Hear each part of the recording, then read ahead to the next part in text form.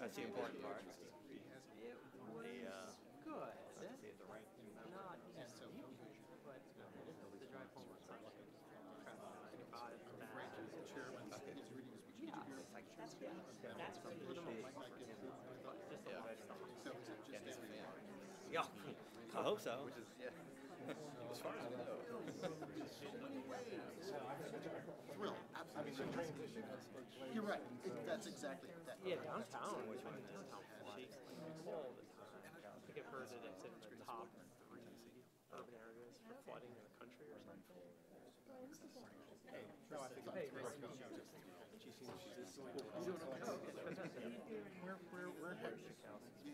Oh, all right. Great. She's over here on the right side. Okay, got it. Just about on the second from the right. I'll be able to scope it all out. Yes, sir. Got a note from Mark this morning. Okay. That's fine. He said he was going to get here early. I know they're planning on coming.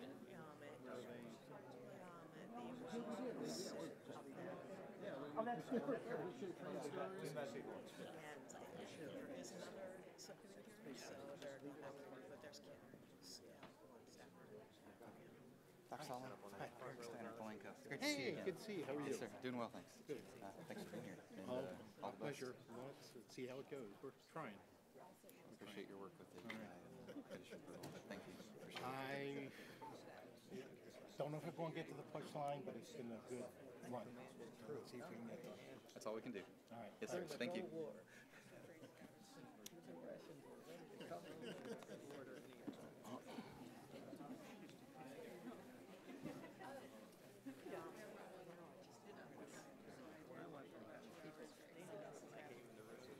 Being a first-year resident. The top of the totem pole to the bottom. In an hour. Hello, how are you?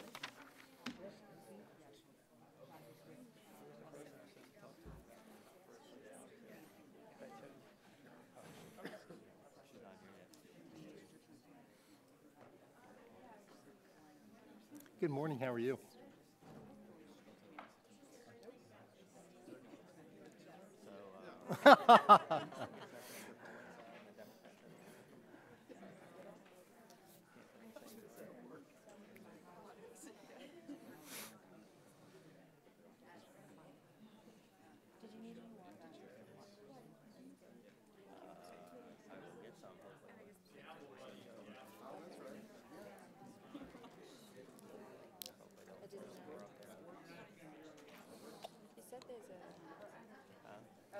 I didn't see any over there. I'm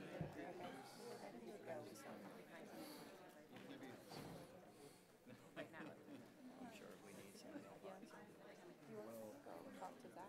Okay, you can give you something to do. How are you doing?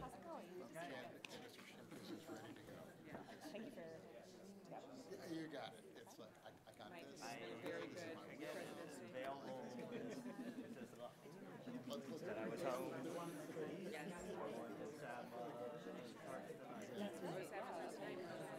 Philadelphia. That's real well. Another day. Got to Baltimore. Stop. Stopped for 2 hours yesterday afternoon. At 3 and go over stuff. I had to stay later to go over stuff. Well, that's a good team. But again, it was background checks. No, I usually drive. It's just 2 hour drive. But no, I don't need my own car or anything. My wife's don't need a car. I need 2 cars.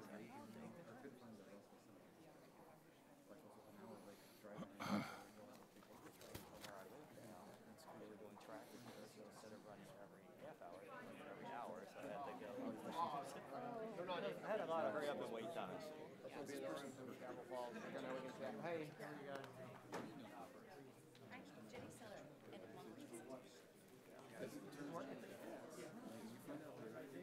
Yeah, well, this is what we do. How's it goes? Hi, how are you? We have Will Bowman on the floor. Nice to meet you. I know well. We appreciate your support for the veterinary profession.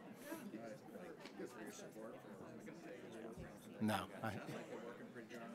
they are working well. I think it's one of the successes where everybody's working to get some more innovative products out on the market, and it's working. And we need more.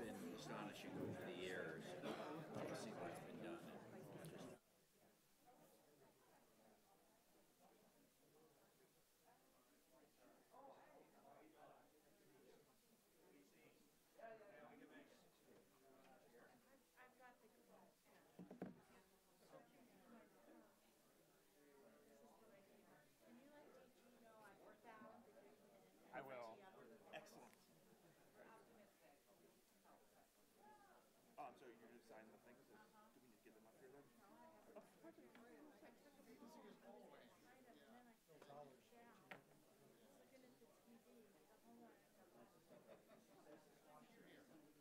I just want to check a few things. Did you have a chance to talk to about Ali and about this?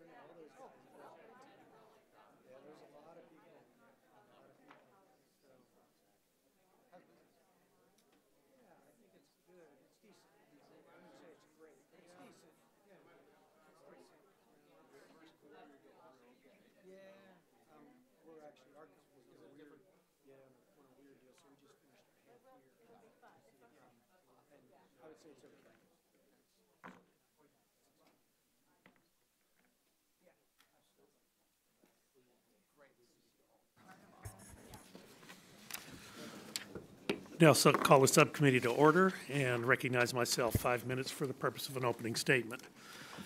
And Chair would note that today's hearing marks the Health Subcommittee's fourth hearing to consider reauthorization of vital user fee programs at the United States Food and Drug Administration. While the bulk of these programs were reauthorized last year through the FDA Reauthorization Act, our focus today on reauthorizing the Animal Drug User Fee Act and the Animal Generic Drug User Fee Act is equally important for the millions of American families and businesses that rely on the critical function of the Food and Drug Administration's Center for Veterinary Medicine.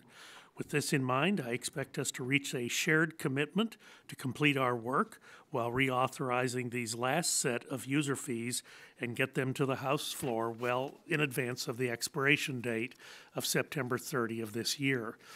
We did so last year with the FDA user fee reauthorization, and there's no reason we cannot do so again here.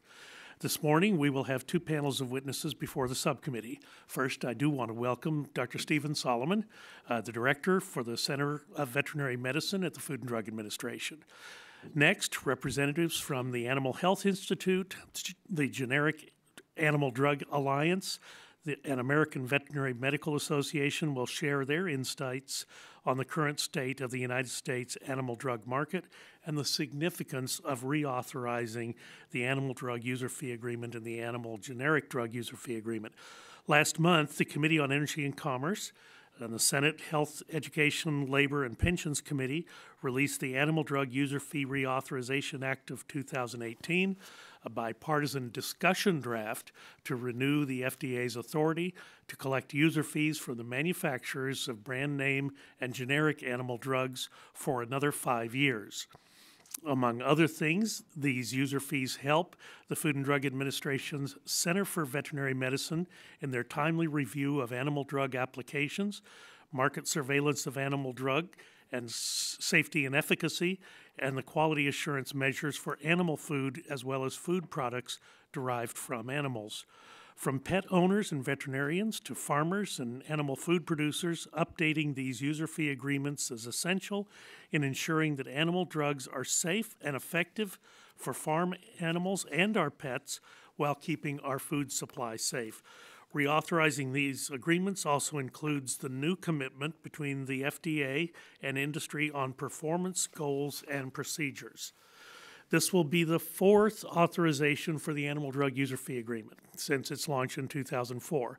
And we've seen it reviewed several times.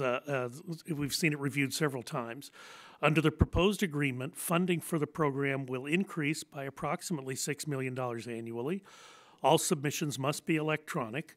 The Center for Veterinary Medicine is required to begin implementation of the US-EU Good Manufacturing Practice Mutual Recognition Agreement for inspections of pharmaceutical manufacturing facilities, and review time for drug combinations for use in feed is shortened to 60 days if no additional data is required.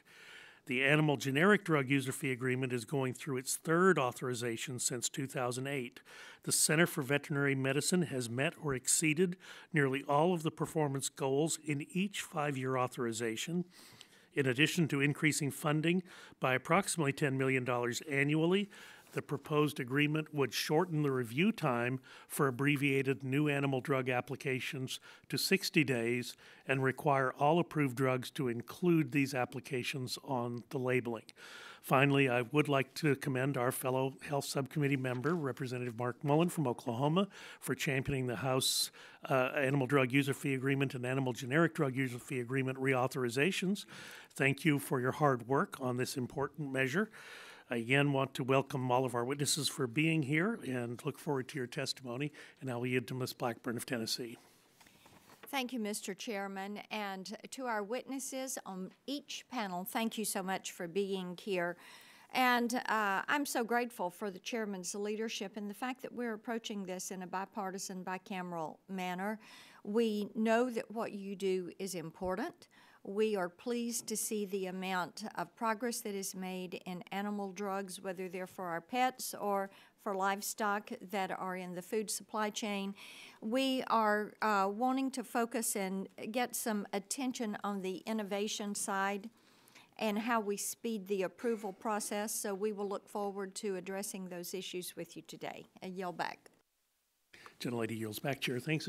Gentlelady, as the chair recognizes the gentleman from North Carolina as the substitute ranking member of the subcommittee, and you're recognized for 5 minutes for the purpose of an opening statement. Thank you, Mr. Chairman. I'll take it any way I can get it this morning.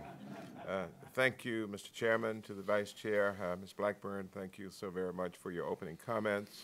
You're right, I am standing in for the ranking member this morning, Jean Green, who will be here momentarily, I am told. Thank you to the Director for your willingness to come forward and to share your testimony with us today. And this hearing, Mr. Chairman, is so very important, and so I associate my comments with the gentlelady from Tennessee that this is bipartisan, bicameral, and these are two pieces of legislation that we must move and do it very quickly. The Animal Drug User Fee Act is very important. The Animal Generic Drug User Fee Act is very important to all of us on this committee.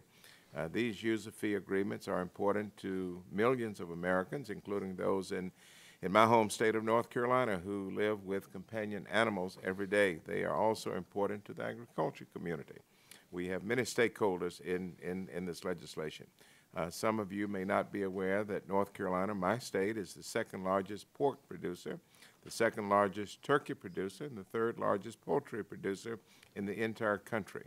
Our agricultural community and family farms are essential to feeding our nation, and they depend on medicines to keep their animals very healthy.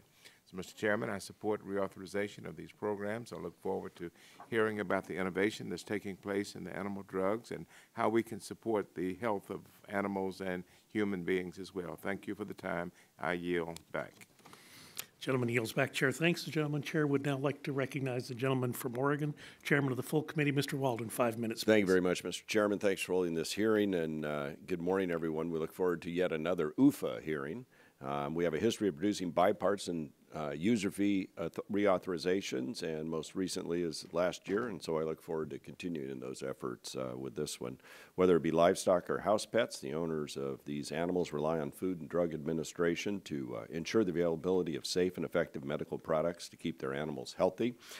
Through the Center for Veterinary Medicine, FDA evaluates new drugs to determine if the safety and efficacy of those treatments work for their stated use. In the case of livestock, CVM must also ensure the drug will not impact the food supply and not harm the environment or the health of the livestock producer who administers it. But the hard work of developing and manufacturing these drugs is done by the animal drug industry, and these companies face unique challenges that need to be considered, including R&D processes that involve developing and manufacturing drugs for different species of animals with different physiologies. So given the success of the human drug user fee programs and expediting approval of treatments by bolstering resources for the agency, the FDA and the animal drug industry came together to propose the animal drug user fee programs. These programs have succeeded in dramatically reducing review times by providing the FDA with much needed additional resources. So it is a win-win scenario where everyone benefits, including farmers, pet owners, and veterinarians. Today we're considering the reauthorization of those programs, the Animal Drug User Fee Act and the Animal Generic Drug User Fee Act, both of which will expire at the end of the fiscal year. So it's critical that these programs are passed and signed into law well before the end of September.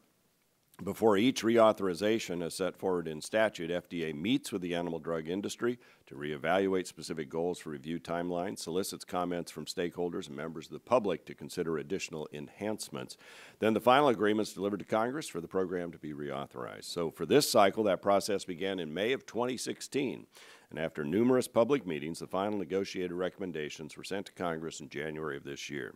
This year's agreements include increased collections from industry as well as more aggressive performance goals for the FDA.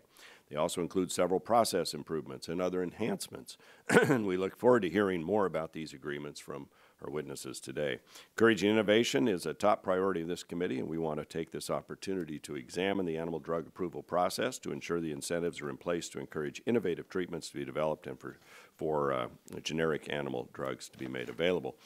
And we don't often think of the FDA when it comes to animal drugs, sadly, but these programs are critical, and they're important to pet owners in America and our farmers and ranchers, and rely on to produce food. And so we appreciate our witness today. We're actually going to get the wisdom of Solomon today, apparently.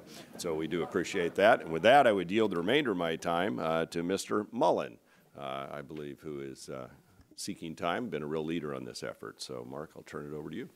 Thank you, Mr. Chairman. I want to thank you and Chairman Burgess for holding this hearing. I'm proud to be the sponsor of the legislation to reauthorize the Animal Drug User Fee Act and its generic version.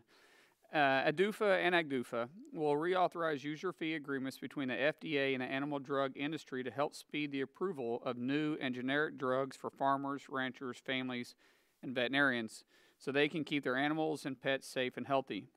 In the last reauthorization, the FDA committed to working with industry to complete recommendations for expanding conditional approval. I want to reaffirm my commitment to working with the FDA and the industry to come to a consensus as early as possible so we can continue to drive innovation. Thank you to our witnesses for being here today. I look forward to hearing your testimony regarding the importance of a clean reauthorization for our farming and ranching communities. And I yield back. Thank you. Chair thanks the gentleman. Gentleman yields back. Chair recognizes the gentleman from New Jersey, ranking member of the full committee, Mr. Pallone. 5 minutes for an opening statement, please. Thank you, Mr. Chairman. Today we'll be examining the FDA's Animal Drug User Fee Program and the Animal Generic Drug User Fee Program. And these critical user fee agreements have helped to accelerate the development of animal drugs, reduce application review times at FDA, and create a more predictable and streamlined process for getting animal drugs to market to help improve the health of our pets and food-producing animals. Last month, this committee, along with the Help Committee in the Senate, released a bipartisan discussion draft that reauthorizes FDA's authority to collect user fees from the animal drug and generic animal drug industries for an additional 5 years, as the current authorization for these programs will expire on September 30th. The discussion draft reflects bipartisan agreement and recommendations negotiated between FDA and the animal drug industry, with input from farmers and ranchers, veterinarians, food and feed producers, and other public health stakeholders. And these agreements are critically important to pet owners, veterinarians, and farmers, so they have access to safe, effective, and affordable medications for their animals. And we want our pets to have the best care possible, and we must ensure that we keep our food supply safe. The Animal Drug User Fee Program furthers both of these goals. I expect we'll hear also testimony today on FDA's work to address antimicrobial resistance from the use of antimicrobials in food-producing animals. I'm very interested in what the Center for Veterinary Medicine is doing to ensure the continued effectiveness of antibiotics and how we can protect both animals and humans from the growing threat of antimicrobial resistance. And I look forward to helping to move these agreements through Congress in a timely fashion so the Center for Veterinary Medicine at FDA can continue its important work. I don't think anyone else wants my time, and if they don't, I will yield back. Thank you, Mr. Chairman. Chair thanks the gentleman. Gentleman yields back. This concludes member opening statements. The chair would remind members, pursuant to committee rules, all members' opening statements will be made part of the record. And again, we want to thank all of our witnesses for being here today and taking the time to testify before the subcommittee. Each witness will have an opportunity to give an opening statement, followed by questions from members. Our first panel today is Dr. Stephen Solomon, the Director of the Center for Veterinary Medicine, the United States Food and Drug Administration. We certainly appreciate you being here this morning, Dr. Solomon. You are now recognized for 5 minutes to give a summary of your opening statement, please.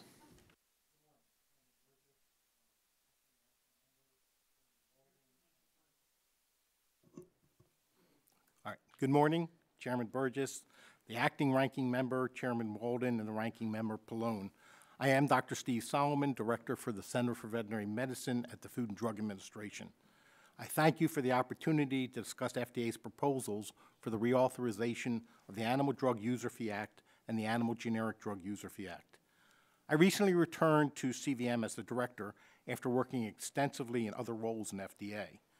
This is a very good time to be at CVM for a number of reasons, including the fact that we're seeing the development of significant and innovative new animal products. New animal drugs offer the promise of longer and healthier life for our pets and other companion animals. For example, FDA has approved new oncology treatments for dogs targeting canine-specific tumors. The drugs represent a significant advance for veterinary medicine, which traditionally relies on human oncology treatments. In recent years, FDA has approved innovative therapy options that target bone changes to treat a common cause of performance-ending lameness in horses. New stem cell therapies offer great promise for future veterinary treatments and cures. Meanwhile, approval of the first generic version of a vital heartworm treatment has alleviated a shortage of this critically important treatment for dogs and provides an alternative to pet owners. FDA plays a vital role in animal agriculture by reviewing the safety and efficacy of new animal drugs for food-producing animals such as cattle, pigs, and chickens. For food-producing animals, we also evaluate whether products derived from treated animals are safe for human consumption. Awareness of the public health challenge created by antimicrobial resistance has led to important changes in animal agriculture. For example, as an alternative to antimicrobials, FDA approved a new treatment to prevent mastitis in dairy cows. At the same time, animal welfare awareness has grown, and we've approved the first drug to reduce pain in food-producing animals. FDA considers timely review of new animal drug safety and effectiveness to be central to the agency's mission to protect and promote human and animal health. ADUFA and AGDUFA are highly successful programs that enhance the availability of approved products for food-producing and companion animals. Before their enactment, FDA's CVM had a large backlog of overdue submissions, and sponsors had to wait on average 500 to 700 days for drug review. However, thanks to ADUFA and AGDUFA user fees, CVM eliminated the backlog in application and has dramatically reduced review times. Both programs enable FDA to maintain an outstanding scientific and technical workforce, improve timely communication with drug sponsors, and achieve other efficiencies in the drug approval process while maintaining scientific standards for drug safety and efficacy. Without reauthorization, however, both programs will sunset on October 1st, 2018. Timely reauthorization is needed to assure FDA's ability to deliver continued high levels of performance and ensure there are no disruptions to these important programs.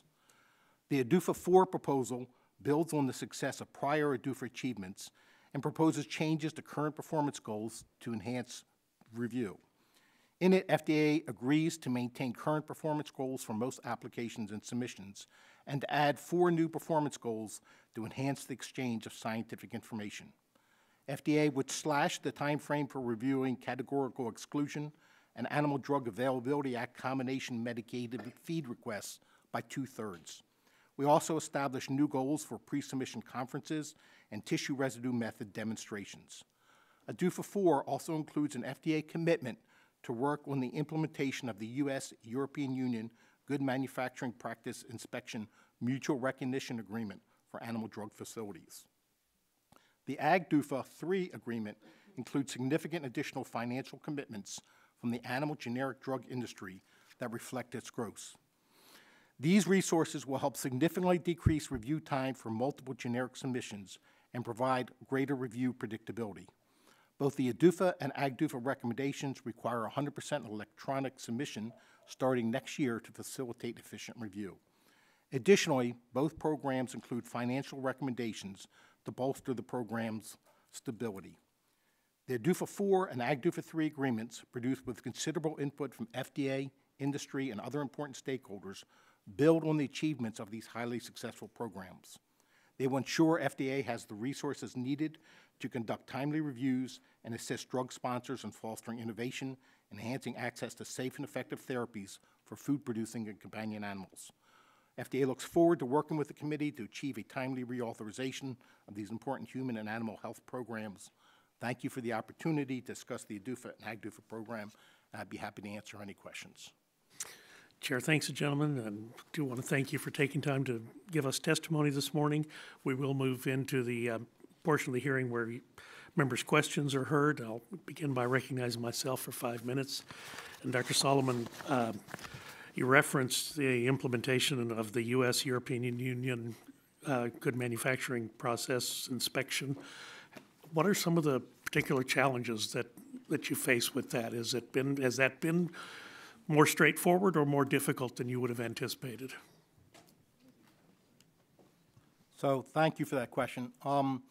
We're still in the early stages of doing that. The EU GMP inspection mutual recognition agreement started on the human side, and it then will move over to the veterinary side later on. So on the human side, it's been making good progress. Once again, lots of countries in the EU, they need to be assessed. What we've discovered is that not all the authorities in the EU have the same authorities on the human side as they do on the animal drug side.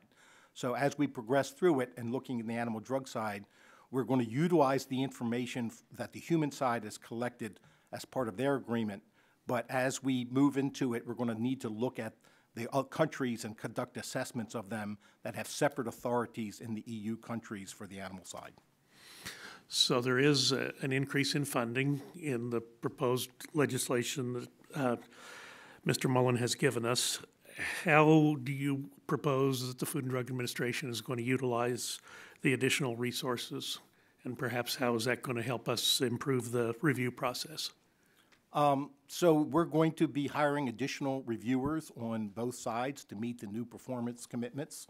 There'll be approximately 20 new reviewers in different disciplines on the animal drug user fee side, and around 30 new people hired on the generic drug user fee side. And some of those resources will be able to be used for implementation of the EU agreement, where we need to go over to the EU and conduct assessments of the other countries' regulatory authorities and oversight over GMP of animal facilities. Just for a point of reference, how large is the workforce currently? So the current user fees represent around 30% of the animal drug review, 35% of the staff on the animal drug review side, and around 60% on the generic drug user fee side. So those are covered by user fees. Okay. So there are more aggressive approval goals that are laid out in this reauthorization. You've already alluded to it somewhat, but again, could you just briefly delineate the steps the FDA will be taking to meet these goals? Certainly. So we've already been doing planning in anticipation of getting this. Part of the process is going to be earlier communication. We have a phased review process in CVM where we really interact with the industry very early in the process, where they're still in the developmental stage process. We want to enhance that early communication. Before, while they're developing, the industry's developing a drug, let's meet with them early and make sure we understand what the data requirements, what type of clinical studies are going to need to be done so that we can very quickly decide what those are. We're also reducing time frames for some unique aspects. The categorical exclusion is some of our environmental findings. On the generic drug side, we're dramatically reducing the time frames to be able to get generic animal drugs to the market sooner. So on the issue of the electronic submissions that I believe are going to be required in this reauthorization, can you, I mean, obviously there are going to be benefits to electronic submission. Would you care to share those with us? Thank you. So electronic submission is a big step in trying to do it. When I first started at CVM 28 years ago, there used to be trucks backing up with these volumes and volumes of paper that needed to be reviewed. Trying to then take those and give them to the different disciplines was quite a challenge. The electronic review process makes the review much more efficient. Everyone and all the different scientists have access to the data in a much more expedient way and makes it a much more efficient process of a review. Well, again, I thank you for being here this morning. Thank you for your testimony and taking our questions. I'd now like to recognize Mr. Butterfield from North Carolina for your questions, please. Thank you very much, Mr. Chairman. Dr. Sullivan, thank you for your testimony today. Dr. Solomon, I've heard from some of my colleagues and some of my constituents about expanding the use of what is called conditional approval. And it's my understanding that the FDA believes that it needs legislation to provide authority to allow this conditional approval to be used for major uses in major species. Am I right or wrong about that? You are correct. So Congress gave us statutory authority back in 2004 for use of conditional approval in minor species or minor use in major species. What that does is the applicants, sponsors still need to prove the safety, the environmental controls, the human food safety, but allows a 5-year time frame to demonstrate the efficacy of the product while it can be on the market. We've had discussions with industry that in order to help spur innovation, trying to get this applied to major species under certain conditions, the conditions being that it's got to be for serious illness or disease in major species that really have unmet veterinary medical needs or public health needs, and for studies that have difficulty in demonstrating efficacy. So things that we would envision would be more chronic disease conditions, things like congestive heart failure, chronic renal disease, osteoarthritis, things that would be difficult to do the efficacy studies because you need to measure things over time. We think conditional approval would be a welcome addition to try and get additional products on the market. Can you describe the safety requirements that must be met for conditional approval? So the safety requirements have to be met exactly the same as for any other approval. So there is no difference in the safety. That needs to be demonstrated before marketing. The only difference on conditional approval is the time frame for efficacy requirements, which can be up to 5 years after the product starts marketing.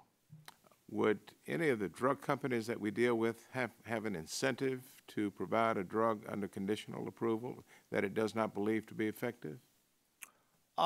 So there's a requirement in the conditional approval that they need to submit status reports on an annual basis, at least as it's currently applied to minor use, minor species, on the progress they're making on the efficacy requirements.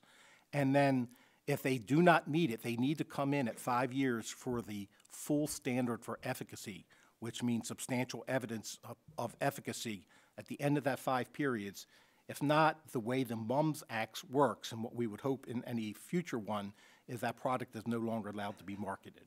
So it gives them time to do the efficacy studies for those challenging efficacy studies that are meeting unmet veterinary medical needs.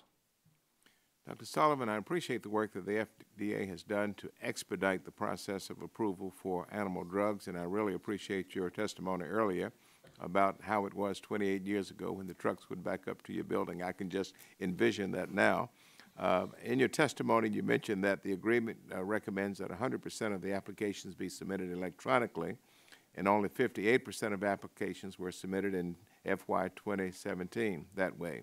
Will the FDA provide any support to help with that transition to electronic applications, what I call 21st century technology? Yes. So we recognize that on the Pioneer side, most of the submissions are coming in electronic. On the generic side, these are generally smaller companies, newer companies.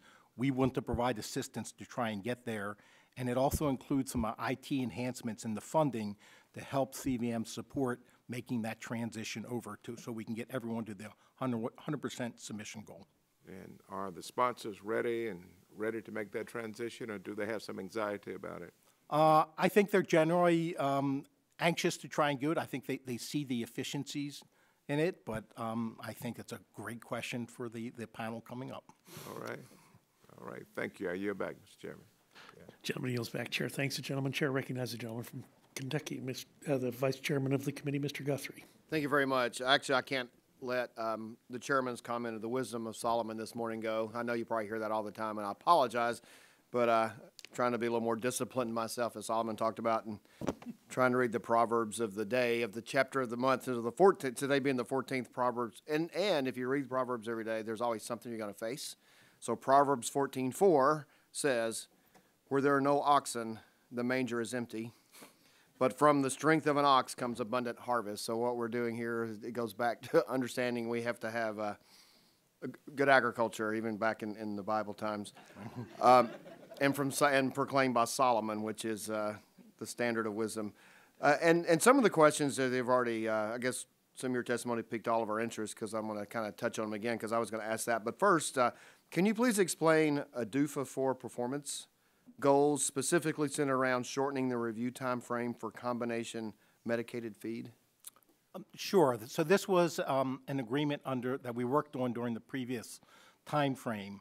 So there's a number of medicated feeds that combine various different drugs, usually for different type conditions. So there might be some combination that there might be a need for a antiparasitic drug for say, coccidia. At the same time, they may be treating a bacterial infection type area. So in the medicated feed area, we wanted to not subject each of them to a separate approval requirement when each drug had already gone through an approval combination. When we put these two combinations together, we need to make sure that they're not interfering with each other, the two drugs together. Putting drugs in the feed supply is often the most efficient way to get it into food-producing animals. So we worked with the industry to come up with a shortened time frame to evaluate these drugs when they combine them together in medicated feeds. Okay, thanks. And the second question, I was going to talk about the electronic submission. And it was kind of asked, but at the very end, you said that'll be a good question for the next panel, while we haven't gotten higher percentage from 58 to 100%. And we'll do that and ask them, what kind of challenges are you seeing from, for some reason they're not, obviously, I don't know if it's all their issues for not getting the 100%, but what kind of challenges from your perspective do you think the next panel should be looking at to address?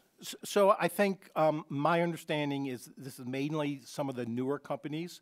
Often we have companies that are new on the generic side to this and just simply haven't developed the structure for all the electronic pieces.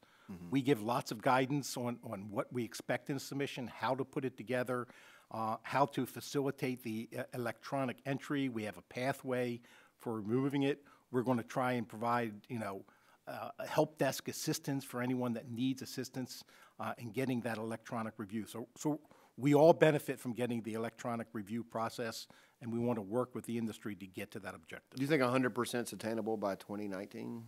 We will work closely with them to try and meet that goal. That's a good answer. So, and Dr. Burgess talked a little bit about the U.S.-European Union good manufacturing practices for animal drug facilities. What is the time frame for this agreement? And I know you said they're doing the human and then the animal. Well, what's the time frame for the agreement, and when do you expect to see that? So the way the agreement is drafted, the agreement got signed on the human side in March of 2017, and they're still going through the assessments. A number of the EU countries have already been reviewed and are now part of the agreement. In December, we met with the European Union to lay out our goals and objectives for trying to move it on the animal side. And we have an objective by making a determination by July of 2019 whether we're going to be successful in trying moving that agreement forward and the time frame for meeting that assessment so we can evaluate the GMP conditions on the animal side of the house. Okay. Well, thank you very much, and that concludes my questions. I appreciate your testimony. I yield back. Chair thanks the gentleman. Gentleman yields back. Chair recognizes the gentleman from Oregon. Dr. Schrader, 5 minutes for questions, please. Thank you very much, Mr. Chairman. I appreciate it. Welcome, Dr. Solomon. Thank you. Very impressive, the results you guys have gotten as a result of the previous ADUFA agreements. I mean, the performance measures speak for themselves, 95 to 100% success in all the different areas that most agencies would die to have that sort of track record at the end of the day. And you're stepping up and willing to reduce timelines and do some more work with little assistance from industry. And I guess the comment I'd make is that it's just great to see these public-private partnerships. I mean, that's ideally the way things are supposed to work. We're in this together. It's not one versus the other, but helping one another get the job done for humans, and in this case, for our animal friends. As a veterinarian, very interested in the conditional use approval process. Frankly, in the animal field, we're a smaller population, usually not quite as remunerative as it is with our human medical colleagues, and as a result, the conditional use process is critical for us to be able to access some of these medications in a more timely manner and make them available to our patients. And frankly, some of the work that's done on our patients benefits our human colleagues at the end of the day. So very interested in the potential expansion of the conditional use process. When you were before the HELP committee, you indicated that felt that at least for the minor species, minor use, it was working pretty well. But we're getting a little behind. The timeline was 2015, I think, at one point. And looking at the expansion of the scope, you alluded to it, I think, in your comments, both to the chair and to Mr. Butterfield. But when do you think we're going to be finishing this this expansion and hopefully getting to full conditional use for the major species as well as the minor? So thank you for your interest in our issues. So once again, it needs statutory language to expand it for the conditional approval in major species. Once again, this is not for all uses. This is for significant serious disease conditions, unmet veterinary or medical needs. We certainly could see this for certain zoonotic diseases that may arise where you need to get a drug out. You want to show that the product is safe, which needs to be shown beforehand, but some of the efficacy requirements may come later, but in critical public health issues, which I'm sure you recognize, it might be out there. So we met earlier this year with the drug industry. We shared the interest in moving this forward. Our staffs have been working really closely on this issue over the past month and a half. And if Congress is interested in the conditional approval, we would love the opportunity to provide some technical assistance on that issue. Great. Like to see that move forward because there are unmet needs and there are some difficult processes. And either one of those, I think, would be a good justification for some of the changes in the conditional approval process. It'd be very helpful. Getting back to the minor uses, major species, and minor species piece, my understanding from the testimony has only been 4 really applications and only 1 been approved. Is there a problem in the process here, or do you need some more help from us? So it is a little disappointing. We'd hope that we'd have that incentive would be more products out there. Of the 4 products, 1 was an aquaculture product that got approved. Clearly a needed area of resources. 2 of them demonstrate that some of the challenges. So 2 were cancer-causing drugs to fight cancer. 1 drug, simply the firm withdrew it because it was not demonstrating efficacy. They didn't have the right doses. So they determined, let me take this off the market, go do some more work, and come back. 1 just couldn't get the efficacy standard and therefore had to be withdrawn.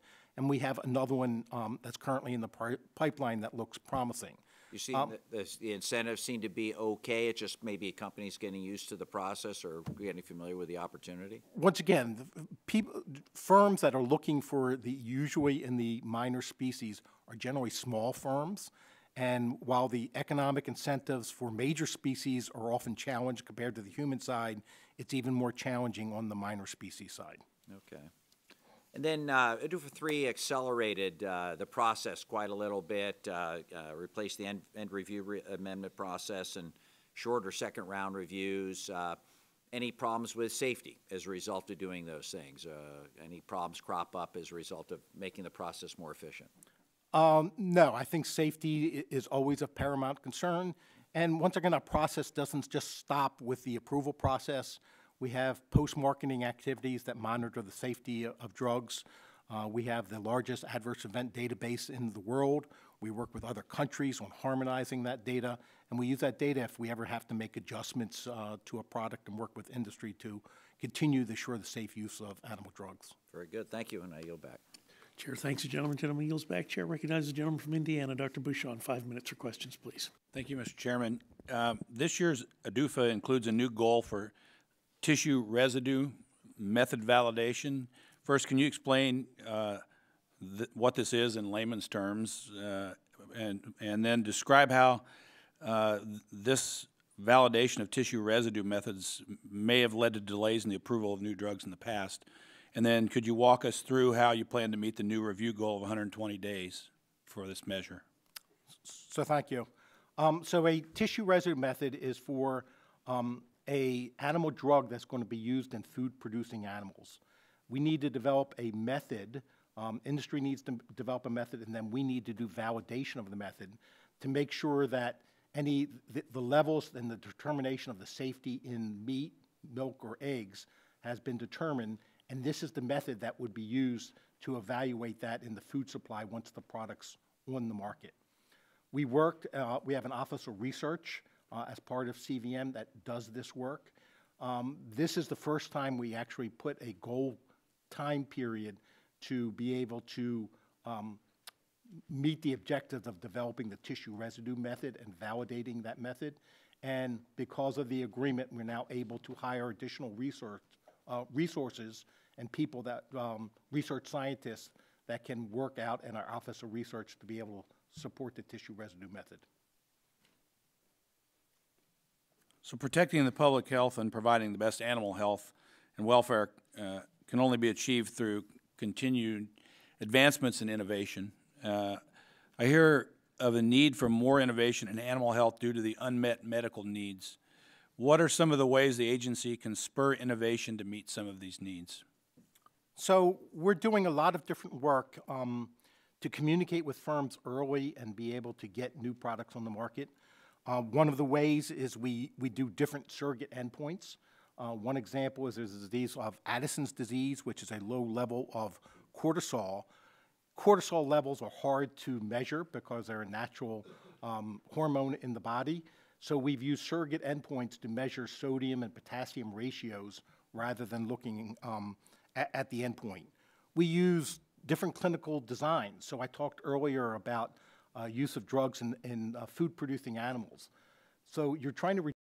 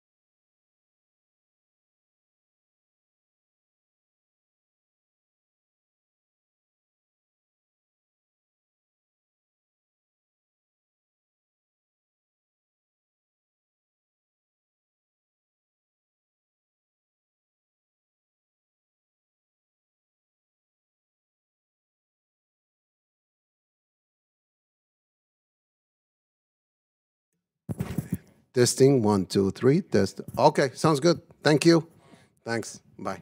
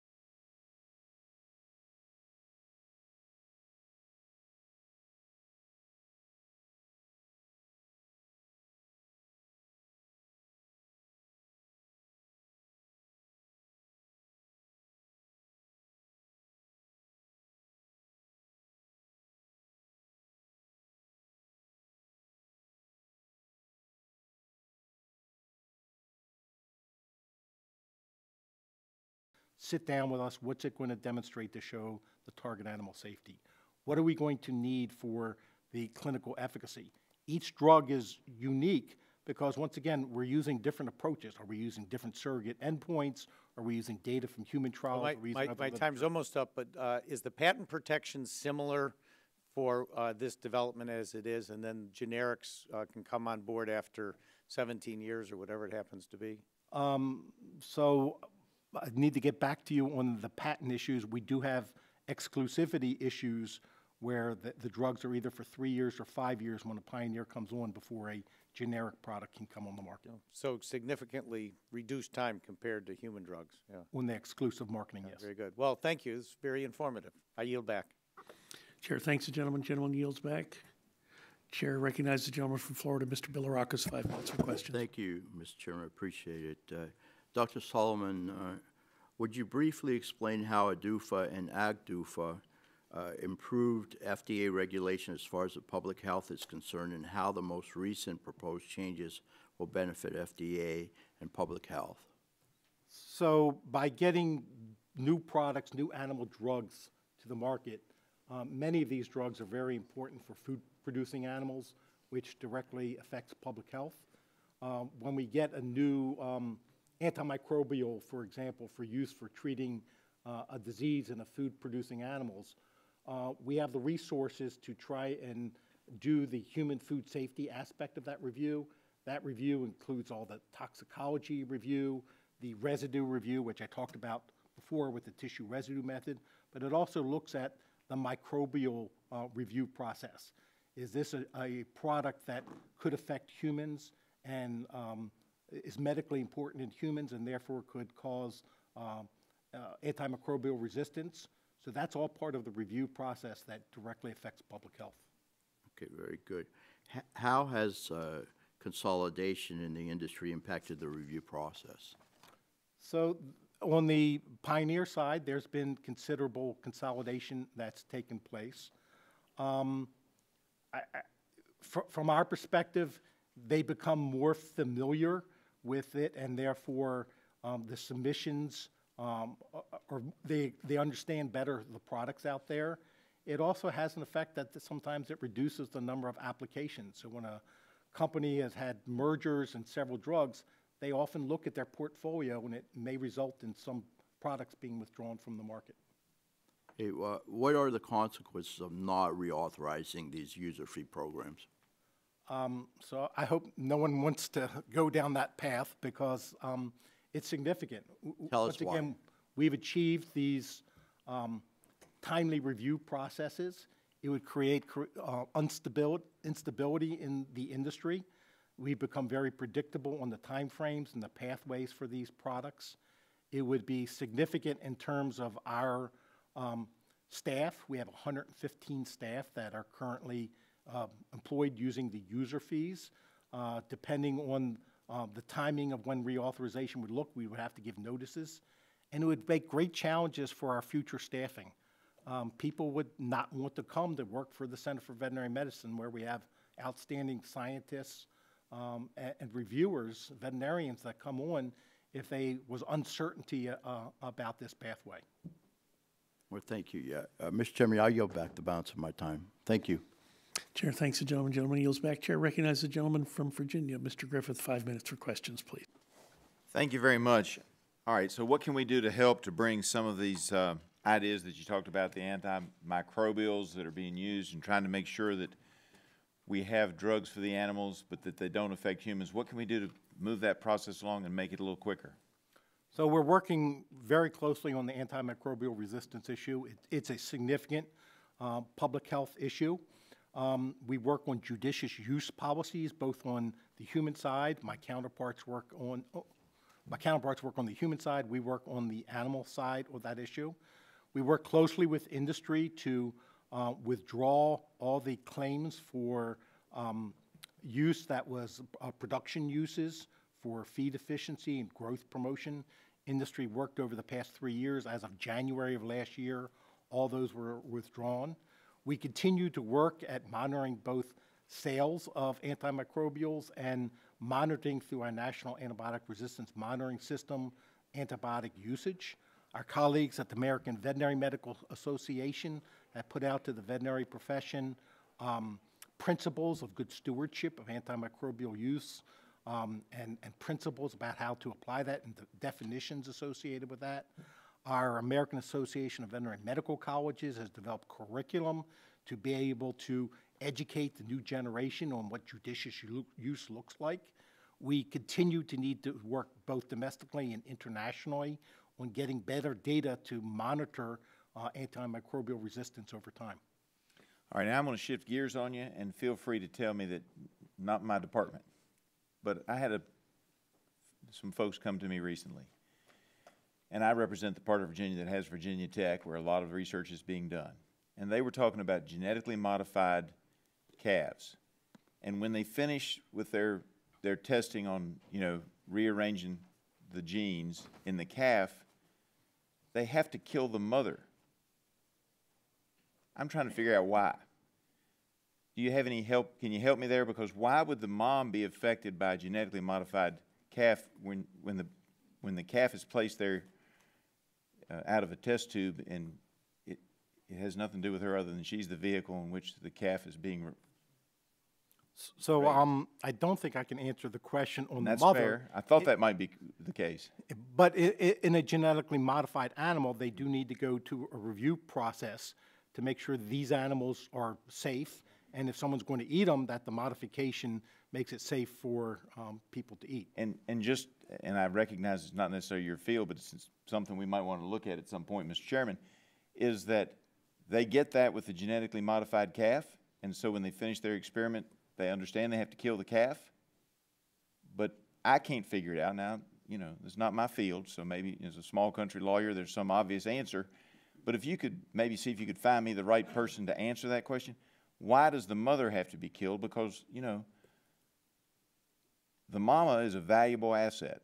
And when you're doing research and you suddenly have to start killing off assets that I can't figure out, nor could this individual who brought this to me figure out why the mother also has to be killed. Calf, I get. You don't want to put that calf into the marketplace. And maybe you don't want to put mom in the marketplace, but you could use her again. She's able to have more than one. They're not able to do that right now. But I appreciate it. We're happy to take a look into the issue. And I appreciate that. And with that, Mr. Chairman, most of my questions having previously been asked, I yield back. Chair, thanks, gentleman. Gentleman yields back. Chair recognizes the gentleman from Illinois, Mr. Shimkus, 5 minutes for questions. Thank you, Mr. Chairman. Sorry I'm late. We're at another hearing. I'm sure you've heard that before. And I wish I would have been here for Kurt Schrader's question, since he's a veterinarian, and I would have loved to hear. Maybe I'll check his questions for the record. But we started going into this antimicrobial resistance discussion, and the only thing I wanted to raise was, and I know you've all talked about the Conditional Approval Authority extensively, which is good. How might you, in this antimicrobial resistance, can expand and improve your antimicrobial resistance provisions as we move to, I call it AGDUFA, AGDUFA 3? So I think there's opportunities under, if conditional approval for serious medical conditions that are treating public health issues, there's opportunities for alternatives to antibiotics to be potentially used under conditional approval. And I think we'd welcome those opportunities. We have approved a drug that's an alternative to antibiotics. It's given to dairy cows to try and prevent mastitis. It increases the number of neutrophils in the bone marrow to be able to fight infections. I think we're looking for other innovations that can be used as alternatives to antimicrobials, and I think conditional approval may be another incentive to try and get those products to the market. Yeah, and I should have asked this question first as to set up the second one, but what are the barriers you have right now under current law on this debate? So the conditional approval Congress approved for only minor use in major species or minor species. In order to use it in major species under the unique conditions that we've defined, it needs new statutory authority, because it was right now, efficacy needs to be demonstrated at the same time as target animal safety, human food safety, the environmental review process. The conditional approval allows all the human food safety, the other pieces, the technical sections to be reviewed, allows the product on the market, 5 years, industry can demonstrate the efficacy, comes back in and gets the full approval. Do you agree with that, Schrader? Yes, I do. I mean, he outlined the current process and stuff, but we do need to expand the conditional use opportunities for major species. I think Good enough for me. I yield back my time. Thank you. Chair thanks the gentleman. Gentleman yields back. Chair recognizes the gentleman from Oklahoma. Mr. Mullen, 5 minutes for questions, please. Now that is good timing. Thank you, Mr. Chairman. Dr. Solomon, thank you so much for you taking the time to be with us. A couple questions that I have. What is the timing? We've been talking a lot about conditional approvals. What's the timing on this? Do we know what we're looking at? How we can more predict in the industry level? So once again, I think we've worked very hard with industry over the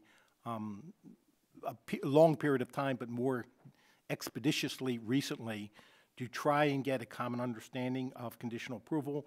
I think there's a good understanding of the scope that we've described here about its use for challenging efficacy issues, serious medical conditions. So we'd be interested in, if Congress wants to take this on, we'd be welcome the opportunity to give some technical assistance to it.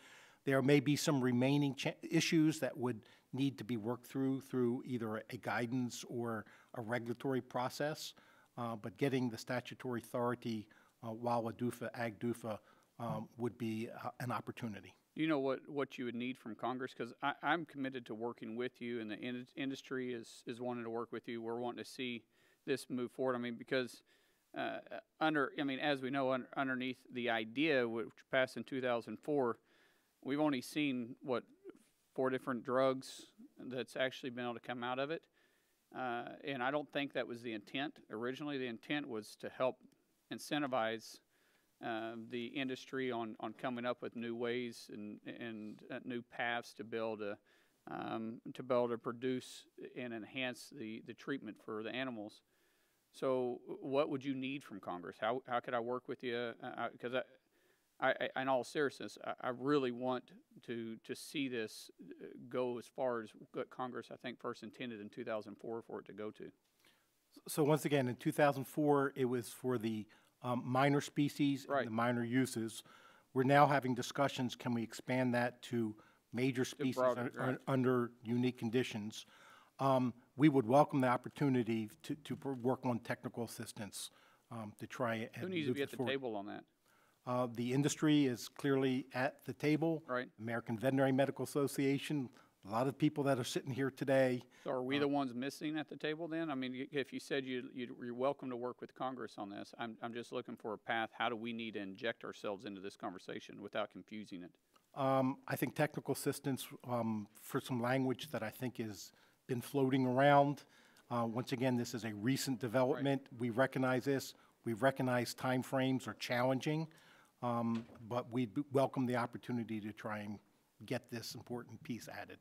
Well, we've worked with the industry some as far as looking for language that's needed. Have you had the time to look at it yet? So we've had staff working very closely with the industry on that piece. But you haven't got to look at it yet? We would like the opportunity of sort of taking that language, if we get requested by Congress, and be able to provide formal agency review of that. Okay. I guess that's where I'm confused too. Is it simply me saying I want you to look at it, or is there and I'm confused here, does it take actually legislation for us to give you? I think it's only a request that if Congress is, which sounds, a lot of interest here on conditional approval, if you came to us, we'd be happy to provide technical assistance to get the formal agency position to try and have it in front of you to decide to include it in the ADUFA, AGDUFA Well, let me legislation. talk with the committee, so I'm not stepping in front of the chairman on this and find out for sure where the committee wants, but I was under the understanding that's where we're wanting to move to, but I will get back to you personally, and then I look forward to working with you moving forward with it. We welcome that opportunity. Thank you. Thank you, sir. With that, Mr. Chairman, I'll yield back. Gentleman yields back. Chair would observe that the gentleman might want to work with the primary author of the bill. Oh, that is the gentleman. So, yes. No, we will work with you, Mr. I don't Mullin. want to overstep the committee because you're We will- very gracious to me. We will work with you, absolutely. Chair now recognizes the gentleman from Texas, Mr. Green. 5 minutes for your questions, please. Thank you, Mr. Chairman. I apologize for being late. Thank you, Dr. Solomon, for being here today. And as you explained in your testimony, over the last 2 years, FDA has been working to finalize recommendations for reauthorization of the animal drug user fees and has held negotiations with regulated animal drug and generic animal drug industries in order to reach an agreement on both financial and performance goals for the next 5 years. These recommendations are finalized and transmitted to Congress for consideration early this year. Dr. Solomon, you noted that the FDA is currently delivering predictably high levels of performance against the ADUFA and AGDUFA goal commitments for a timely review. Under ADUFA 4 and AGDUFA 3, do you believe this high level of performance will continue? With the additional resources that have been negotiated and put forward, yes, we're committed to continue to meet the high levels of performance. Is this why the performance recommendations for most of the submission types for pioneer drugs remains consistent with the current goals? That's correct. So once again, we've reduced timeframes for most of those submissions. We added 4 new areas this time, of particular importance to some of those commitments for early communication with the industry early in the development process. Okay. For generic animal drug submissions, FDA's performance goal review times have been shortened. Can you explain how the FDA plans to meet those new timeframes? So there was a significant new resources associated with the generic drug. The industry really wanted to be able to get the generic drugs to the market sooner, and so they committed additional resources. We plan on hiring the scientific support staff to be able to conduct those reviews. There's been a tremendous increase in generic drug submissions. Over the past couple of years, the workload has increased tremendously. In fact, we had over a 50% increase in the last year on generic drug submissions. Okay. Can you explain how the financial recommendations in the AGDUFA 3 negotiated agreement have changed from AGDUFA 2? Additionally, can you explain the rationale for those changes? Was it mainly just in increased funding? So there's increased funding. We also made the funds more readily available. So one of the conditions is historically there used to be a process where if there's excess collections of funds, you'd have to wait to the last year of the agreement in order to be able to use them. We negotiated with industry. They would like and we would like to be able to use those funds earlier. There were some changes in the inflation index that took place to make it a variable inflation index. And there was changing the base years that we were using for the negotiation. So all agreed upon. Okay. Are there any other performance and financial recommendations from the new proposal that should be highlighted? The tremendous changes on the generic drug side dramatically reduce the timeframes associated with those. So I think the industry and FDA would be very excited about meeting those new timeframes because there's significant reductions. Okay. Well, thank you, Dr. Solomon. These performance and financial goals are critical aspects to the ADUFA and AGDUFA programs and will chart the course for the next 5 years. I'm pleased that the FDA and the animal health industries have reached agreement and look forward to the swift reauthorization of these important programs. And Mr. Chairman, I yield back. Chair thanks the gentleman. Chair recognizes the gentleman from North Carolina, Mr. Hudson. 5 minutes for your questions, please. Thank you, Mr. Chairman. Thank you, Dr. Solomon, for your time today. In my home state of North Carolina, agriculture is the #1 industry. Poultry is the #1 sector, making up 40% of our state's total farm income.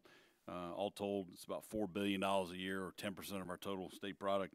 One issue that pops up continually for our chicken and turkey farmers is blackhead disease. This highly transmittable disease can wipe out an entire turkey flock in weeks disrupts breeding cycles for chickens, causes millions of dollars in damage to my farmers back home. This disease occurs sporadically, but has a high impact every time it strikes a farmer's flock.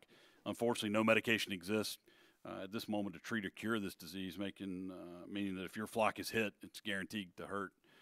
Because this disease requires a spontaneous biological event to occur, it's almost impossible to create controlled trials to study the disease or the efficacy of the drug. One thing my colleagues Mark Wayne Mullen and Dr. Bouchon noted earlier, and I've been examining, is the conditional approval. It's gotten a lot of attention during this hearing. Pathway for major use, major species. Blackhead disease is just one disease of many where a conditional approval pathway would help drug makers give medications to farmers and pet owners that are currently unviable for the traditional approval pathway. So in your testimony, you note that the CVM is committed to continuing to explore conditional pathways. Do you agree that the conditional approval pathway for major use and major species would help bring innovative therapies that can treat diseases like blackhead disease to market? I do. We've done a lot of work on blackhead. We recognize that's one of those unmet veterinary medical needs out there. We've asked for the industry and the turkey industry that suffers from this the most, that they may be eligible under our minor use, minor species, but we need data presented to try and do that.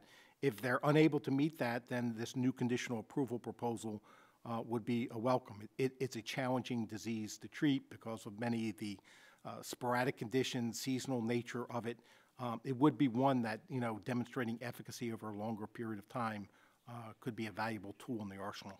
Great. Well, I appreciate that. And my colleague, Mark Wayne Mullen, and others have I think, clearly established that we want to work with you on this. And, we welcome any feedback you have on any requirements that make a conditional approval pathway feasible. What you need from us to move forward on this, and rather than continue to beat that dead horse, I would just ask, do we have your commitment that we'll move as quickly as we can together to find a way forward on this? We are ready, willing, and able to sort of work with you on that issue. Great. I appreciate that very much. Unrelated to conditional use, but just out of curiosity for me, off the top of your head, what's the longest amount of time that CVM has spent reviewing a single drug? That's probably the genetically engineered salmon, which went on for a significant period of time for a lot of different reasons. What do you think, just in general, the reasons for longer review cycles are? So for that particular review, that was unique, the first genetically engineered animal for food-producing animals. You need to develop how are you going to evaluate the safety, the efficacy of something that's so new and novel. It was one also of great concern from an environmental area, which is part of our requirement. What's the potential for a genetically engineered animal to get loose, either get into the wild, even though they're sterile animals, poses lots of different challenges looking at our typical review process when something unique. Now that we've been through those processes, we've answered many of those questions. Well, just in a more typical review process, what are some of the reasons that these sometimes take longer? So data quality is an important issue for us. We constantly are working with the industry. The more higher quality the data, then we'd have to go back to these issues. Efficacy requirements in certain disease conditions can be very challenging. We've been challenged, for example, on heartworm disease to try and as there's been resistance to various new, some of the different parasites, it becomes more difficult to demonstrate efficacy over a period of time. So it's kind of evolution of some of the disease conditions over time poses challenges on proving efficacy. Gotcha. Well, I appreciate your testimony very much. And Mr. Chairman, I'll yield back. Chair, thanks the gentleman. Chair recognizes the gentleman from Georgia. 5 minutes for your questions, please. Thank you, Mr. Chairman. Thank you, Dr. Solomon, for being here. Appreciate that very much. Let me ask you something. It's my understanding in a new animal drug application that the drug sponsors are responsible for submitting information, and it is quite detailed and quite thorough. From what I understand, in the application, it's got to include information on the drug's chemistry, the composition, the component ingredients, manufacturing methods, facilities and controls, proposed labeling, on and on and on. And not only that, but also if the drug product's intended for use in a food-producing animal, that it also has to be proven for human use, and all this burden falls on the drug sponsors, and it just appears that it's more than even what that the guidelines for animal drug are more stringent than they are for human drug applications, and I was just interested to know. First of all, do you think that's true? And secondly, if it is, why is that? So just to take a step back, with all due respect to my human colleagues on review, they have one species to deal with. Often we have to deal with multiple species. So many of the applications, they don't want to market in multiple species at the same time. And that's a challenge because there's different pharmacology versus pharmacokinetics in different species out there. We also have the responsibility in food-producing animals to make sure that this is going to be safe for humans. So once again, I think our safety and efficacy and environmental reviews are very similar to the human side, but when it comes to either multiple species or the human food safety issues, they're unique to the animal side, but that's part of our responsibility to the American public to make sure that the food is safe. Fair enough. Good answer. Thank you. I want to talk to you about animal drug compounding. This is certainly something that the FDA has, or drug compounding period is something the FDA has been involved in here recently, and rightfully so. But when it comes to animal drug compounding, it's my understanding that it's legal only in very specific circumstances, according to the FDA.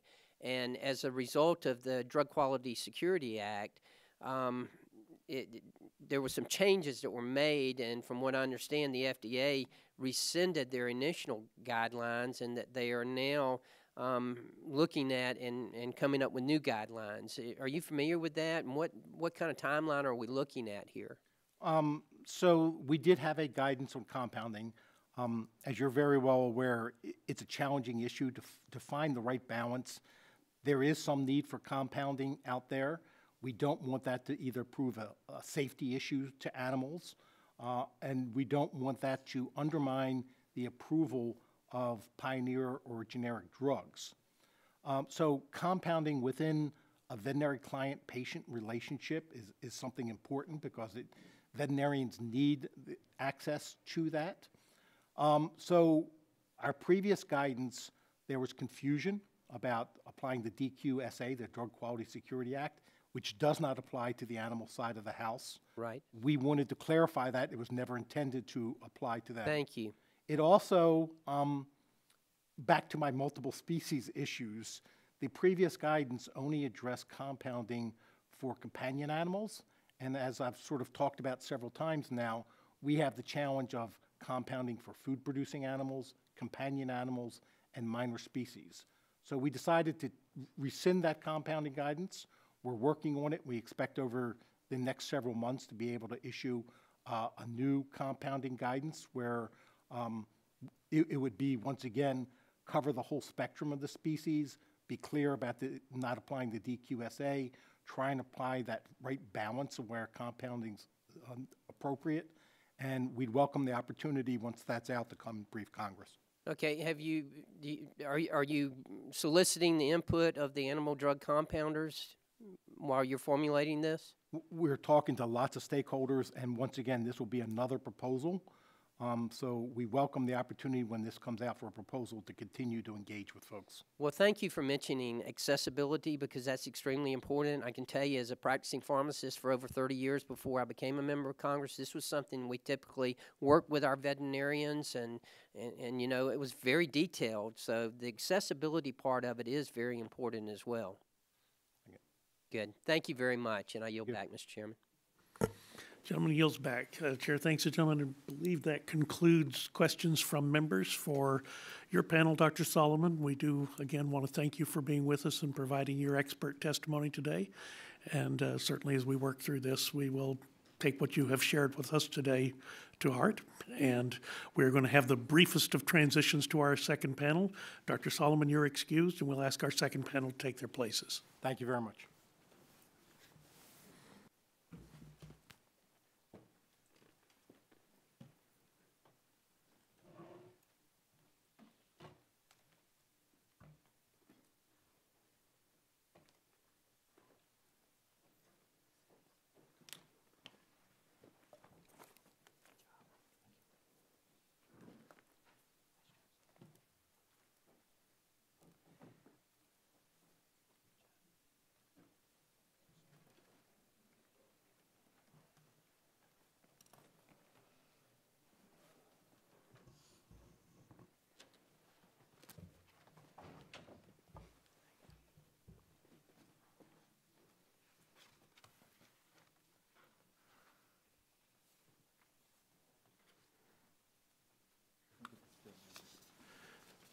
So I want to thank our second panel of witnesses, and I want to thank you for being here today, taking time to testify before the subcommittee. We're going to give each of you an opportunity to give an opening statement, and that will be followed by questions from members. So today we are going to hear on our second panel, we're going to hear from Dr. Rachel Cumberbatch, the Director of Regulatory Affairs, Animal Drugs at the Animal Health Institute, Mr. Bill Zollers, Chairman of the Generic Animal Drug Alliance, and Dr. Michael Topper, President of the American Veterinary Medical Association. We appreciate each of you being here with us today. Dr. Cumberbatch, you're now recognized for 5 minutes to summarize your opening statement. Thank you, Mr. Chairman. I am a veterinarian here today on behalf of the Animal Health Institute, a trade association that represents companies that make medicines for animals. I'm here to ask Congress to reauthorize the Animal Drug User Fee Program, also known as ADUFA, and to provide a pathway for sponsors to meet unmet medical needs by enhancing opportunities for innovation. The animal health industry makes important contributions to the American economy. Fueled by $9.9 billion in sales of medicine, the U.S. animal health industry employs over 21,000 workers and generates more than $1.2 billion in wages. It accounts for $1.2 billion in taxes and maintains a positive trade balance. Furthermore, animal health products directly contribute to the economy of other industries, including veterinary services, animal production, meat and dairy production, and pet services. Combined, these four industries generated $548 billion in output, created more than 1.4 million jobs, and paid over $52 billion in wages in 2016 alone. These contributions extend to every state and every congressional district where people own pets and families rely on the availability of safe food. The Animal Health Institute strongly supports the ADUFA program. This new agreement builds on the success of this program. Funding will increase from $118 million in ADUFA 3 to a total of $150 million in this 5-year agreement. This includes a one-time influx of funds that will be devoted to information technology so that CVM can transition to electronic filing of new animal drug submissions and can eliminate all paper submissions. Current inflation and workload adjustment factors remain as they are, while AHI has agreed to allow FDA to reinvest surplus funds into the program. Existing Sentinel timeframes will remain the same or be slightly reduced, and all current review process changes from the previous ADUFA agreement will remain in place. There is one important piece of business from ADUFA 3, which we are asking Congress to help us complete. ADUFA 3 contained a provision that FDA and AHI would enter into discussions on how to more broadly extend the conditional approval process. Conditional approval is currently available only for minor uses and minor species products. These efforts aim to find a way to expand a pathway to major species applications. Those discussions took place and were productive, bringing each side to near agreement on an approach. However, when we got to the ADUFA 4, CVM was precluded from discussing this issue as part of the agreement. More than a year ago, this committee commendably came together and approved the 21st Century Cures Act to spur innovation in human therapies. By all indications, it is working, and now we ask that you include in this legislation a measure to similarly spur innovation in animal health. Conditional approval for animal health products exists at the EPA, as well as the U.S. Department of Agriculture. And as we said, it also exists for minor use, minor species at the FDA. Expanding the current authority to major species would drive innovation, and most importantly, it would lead to the approval of new products for serious diseases which there are no available treatments, in which it is difficult for clinical effectiveness to be proven via control studies. Thank you for holding this hearing on this important piece of legislation, and thank you for the opportunity to speak to you today about how keeping animals and humans safe using medicines also helps with public health. Thank you. Thank you for your testimony. Dr. Zollers, you're recognized for 5 minutes for a summary of your opening statement, please. Thank you. Good morning. My name is Bill Zollers, and I serve as the chairman of the Generic Animal Drug Alliance, also known as GADA. We are an independent professional trade organization that represents the interests of the generic animal drug industry. We represent sponsors, manufacturers, distributors, suppliers, and service providers of generic animal drugs. Our products and processes are regulated by the FDA Center for Veterinary Medicine. Our members are focused on the development, regulatory approval, and marketing of high-quality generic drugs for livestock and pets. I would like to thank the committee for inviting me to testify today on behalf of GADA in support of the reauthorization of the Animal Generic Drug User Fee Act. The GADA has previously provided testimony to this subcommittee in support of AGDUFA 1 in 2008 and AGDUFA 2 in 2013. Just like with human generic drugs, generic animal drugs provide cost-effective alternatives to pioneer drugs. Lower-cost generic animal drug options help contribute to the safety of the nation's food supply, the treatment of diseases in animals, and the ability of owners to provide care to their pet family members. However, the potential cost savings from generic animal drugs cannot be achieved without broad availability.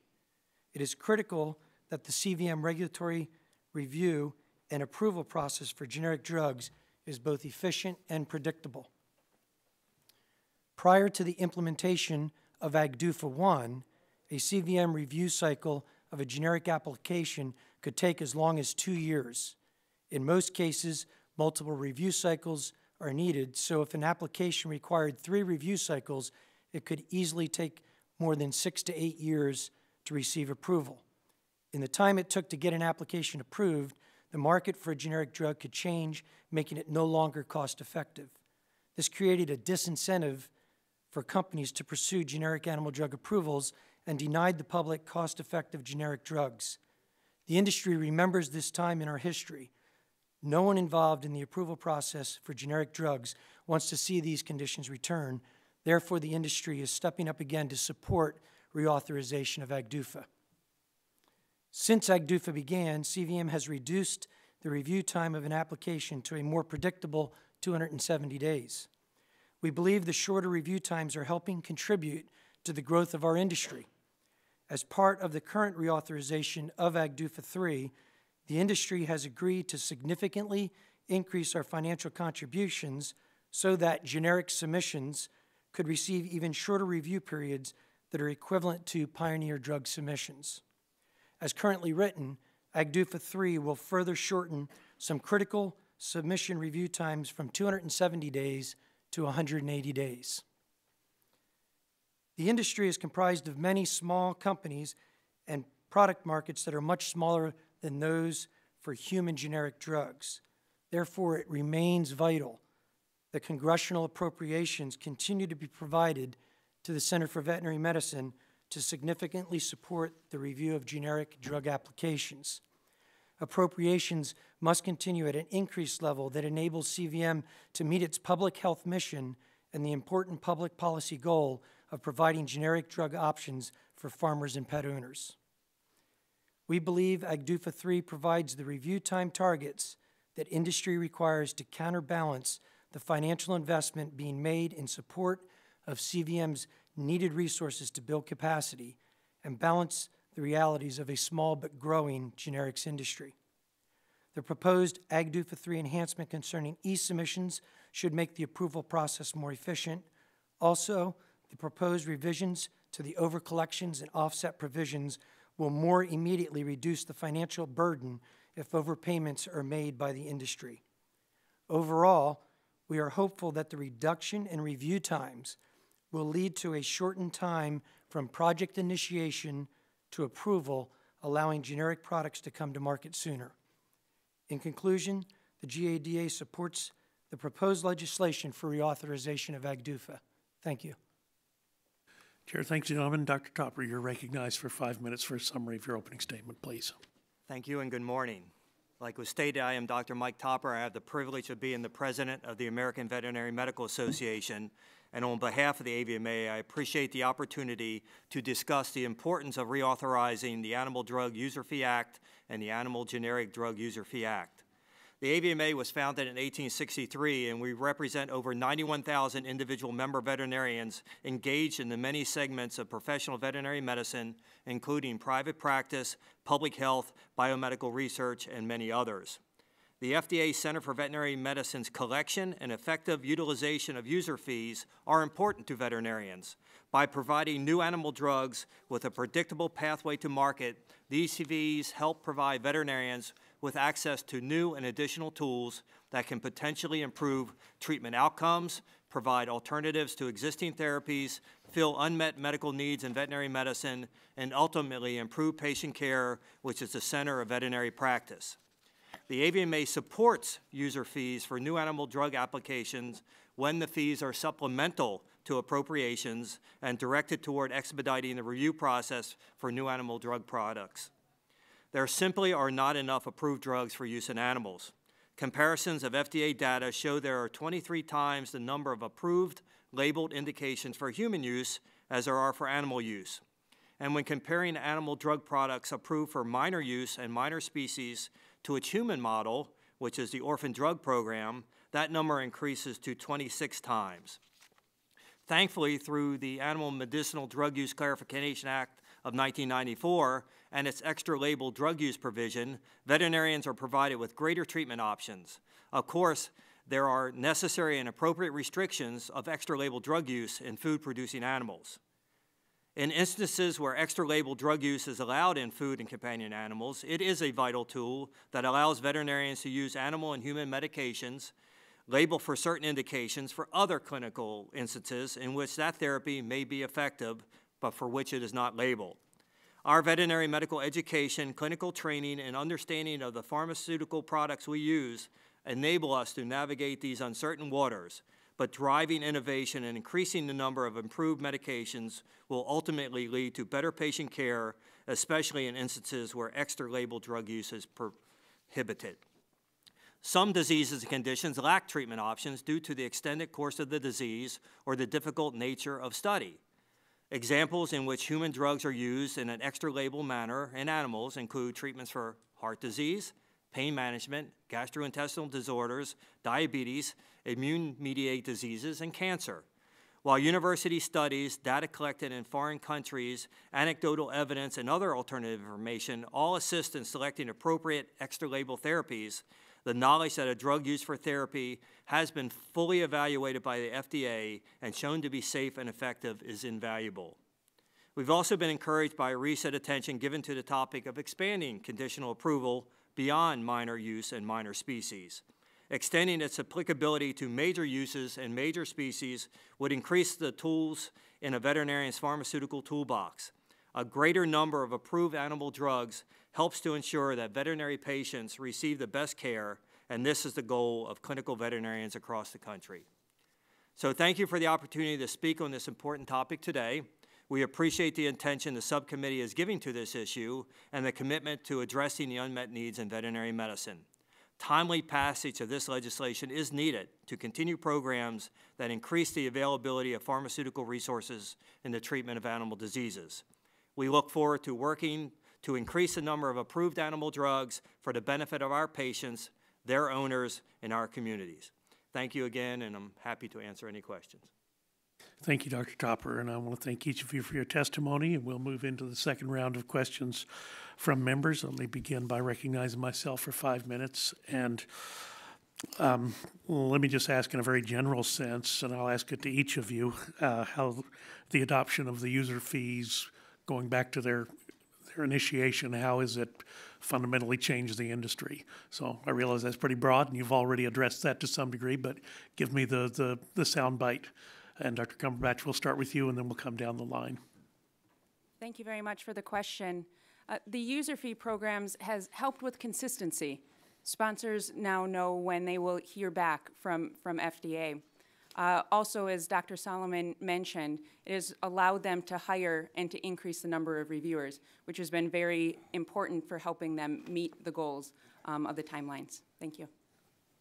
Yes, Dr. Zollers? Yes, as Dr. Solomon indicated, on the generic side of things, we've seen a tremendous increase in workload on the CVM side, and I think that in itself talks to the success of the user fee program. 10 years ago, when we had 2-year review cycles, and we had 12 or 14 members of GADA at that time, and now today we have 270-day review cycles, an increased workload, and over 30 members of GADA. So that is all indicative of the growth of our industry. Dr. Topper? Yes, sir. I agree with my colleagues that it has really helped in bringing new animal drugs to the market faster, and we need to continue with this because that's what our patients need. So now we've been through, I guess this is the 4th iteration for the animal drug user fee and the 3rd for the generic animal drug user fee. How has that evolved over time? Do you think that is something where we've been able to build on the previous levels and increase the availability and timeliness of products? And again, Dr. Cumberbatch, we'll start with you and then come down the line. Thank you. In ADUFA 1, we began with decreasing the backlog, and now we're moved on to looking at how we can improve efficiency. From here, we will look at how communication can be improved and work towards ADUFA goals, not just during negotiations for this agreement, but all through the five-year agreement, and able to work together to look at how do we best review products and ultimately get additional tools for veterinarians onto the market. Yes, Dr. Zollers? Yes, I would agree with a lot of what Rachel just said. Again, for AGDUFA 1, getting through that shock and awe of the two-year review cycle and now getting it down to something manageable. Now we're focused on how do we reduce the time frame from the time we initiate the project till it's actually approved. And we are having very good conversations and good communication with CVM throughout this process, and will continue to, so we can try to improve this process even more before we get to AGDUFA 4 5 years from now. Sir, Dr. Topper?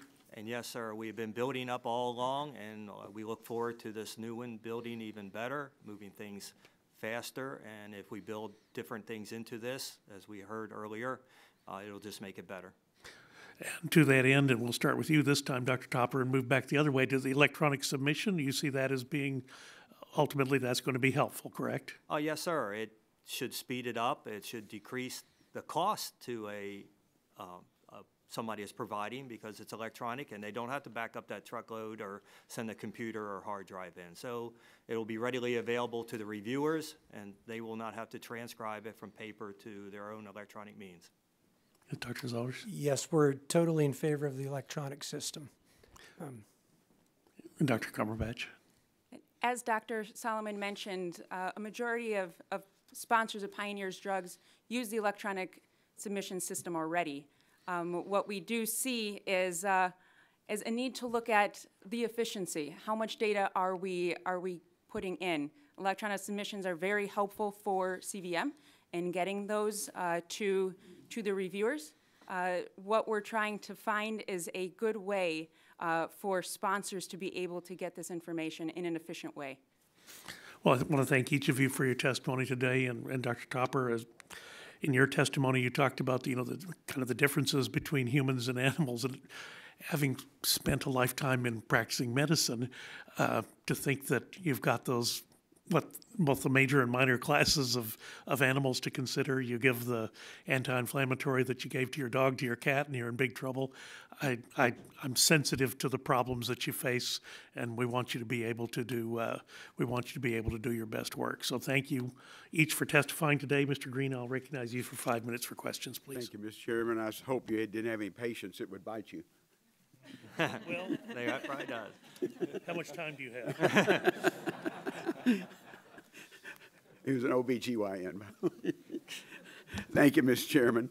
Dr. Topper, I'm interested in your perspective as a veterinarian on the use of antimicrobials in food-producing animals and the growing public health concerns regarding an antimicrobial resistance. I understand that the use of the medically important antimicrobial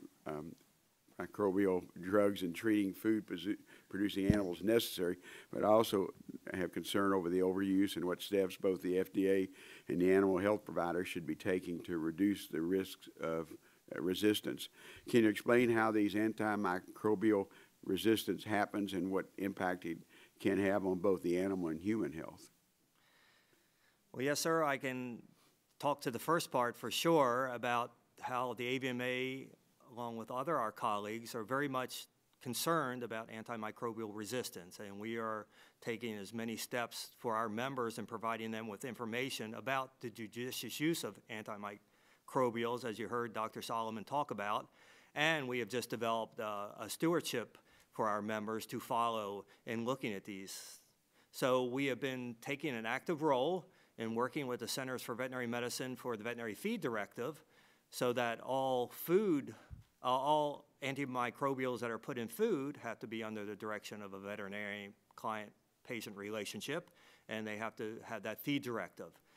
Most of the other veterinarians, we know through their judicious use of the antimicrobials, they are working to reduce the number that are being used, and so we support that. To talk about how antimicrobial resistance happens would probably be a lot longer than we would have here, and so we can probably provide you with plenty of literature as to how that antimicrobial resistance occurs, but I'm not ready to talk about it at this time, if that's okay. How has greater data collection improved veterinarian awareness regarding the overuse of the antimicrobial drugs, and what additional steps should the FDA be taking to address the concerns? Well, the FDA is monitoring. We do the disease, we do the residue, like Dr. Solomon talked about during the formulation and the approval process of the drug. They have to be able to detect it in the meat products, and so as they approve those methods, that will help detect the antimicrobial uses as they go forward. Okay. Do you know what the American Veterinary Medical Association is doing to educate its members on the importance of addressing these antimicrobial resistance, and how can veterinarians be good stewards of antimicrobial when treating food-producing animals? Yes, sir. Like I said, we do have, and along with our industry partners, such as the bovine practitioners, the swine veterinarians, and the avian pathologists, have developed therapeutic guidelines for the judicious use of antibiotics. And we have just approved in our AVMA's House of Delegates our stewardship policy and the core principles of antibiotic use. So we are very much educating our members, and they do understand that there is this great need in public health. Okay. Well, part of our other jurisdiction on this committee is the need to do medical research in looking at the next vaccinations, the next treatment, because we do have a growing resistance of both in humans, and I was going to see if that happens with animals, that you use these antimicrobials, and then they, over a period of time, they develop a resistance to them. Does that happen in animals? Yes, sir, it does well happen in animals also. Again, as we talked about, different species react to different antibiotics in different ways. So it is a problem in animals also. Okay.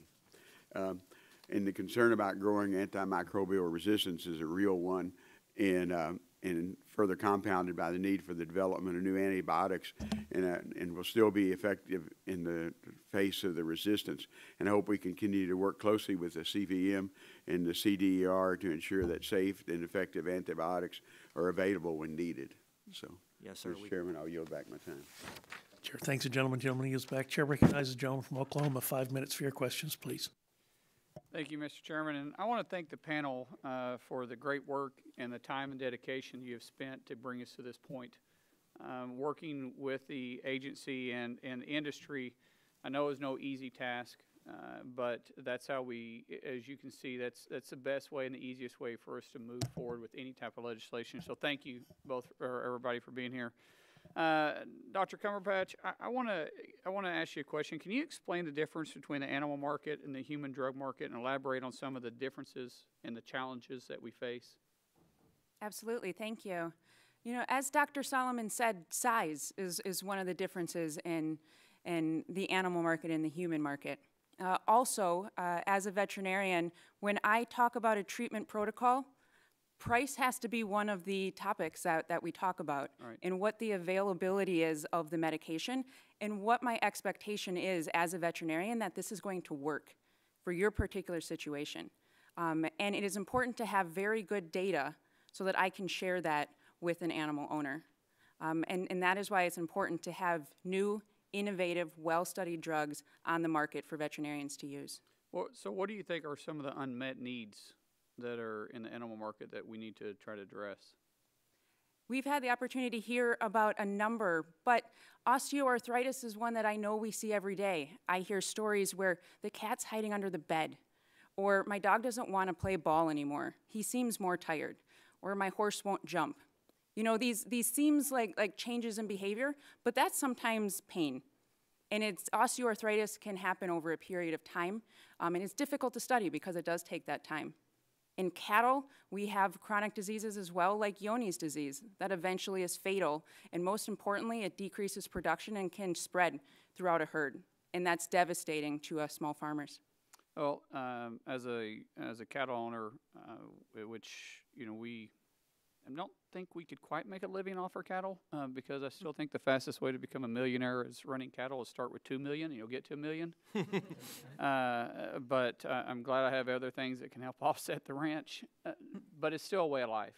It's the way I was raised. It's the way we raise our kids. You know, the biggest traffic jam coming out of our house is usually the cattle that want to, for some reason, hang around the driveway and use the bathroom on it, but that's a whole other thing. But there is issues that we run about. My colleague from Texas was talking about the antibiotics and the overuse of it, but there has to be a common area that's reached here, because I can tell you personally in our experience, and I'm surrounded by other cattle owners, when we took away the ability to actually buy medicated feed, it actually cost the consumers more, and in my opinion can be even more devastating moving forward, because unlike children, you're not out there watching your cattle necessarily every day on a one-on-one basis. And when you buy cattle out of a stockyard or a sell barn, you buy a trailer full of them. Before you mix them into your herd, you want to be able to make sure that they're not carrying something that is going to infect the herd. We've seen an increase, especially in my area this year, because we have such high swings with temperatures from low to high with pneumonia coming in. And used to, when we would bring our cattle back from the barns, which is very common for them to develop a cough, as you guys are aware of, or a runny nose, we could catch a lot of that before we turn them out into the pastures, because we would feed them some medicated feed. Now we're running into a situation where we have a choice. Instead of sending them just medicated feed, which we're not going to overuse because it's too expensive to use all the time, we have to vaccinate them to be preemptive on this by having to give them a shot that they may not need, or we take the chance of infecting the entire herd. So which one do we decide to do? It's very expensive to sit there and time-consuming to give everybody a shot when you're buying them in pot bellies, which pot bellies, by the way, for us are the big trailers, and you're dumping them to the lot. So when we're having this conversation about over-medicating, I understand the concerns. Now, we eat meat too, but there has to be some common area to work with. And so while we've been working with the panel, make sure you're not leaving out the stakeholders like myself or other cattle producers or the stockyards, because I know you've been hearing from the stockyards on this too. So I want to work moving forward with this, but I don't know that what we've done right now is the right approach. So with that, Mr. Chairman, I'll yield back. Gentleman yields back. Chair thanks the gentleman. Chair recognizes the gentleman from Oregon, Dr. Schrader. 5 minutes for your questions, please. Thank you very much, Mr. Chairman. I'll kind of jump on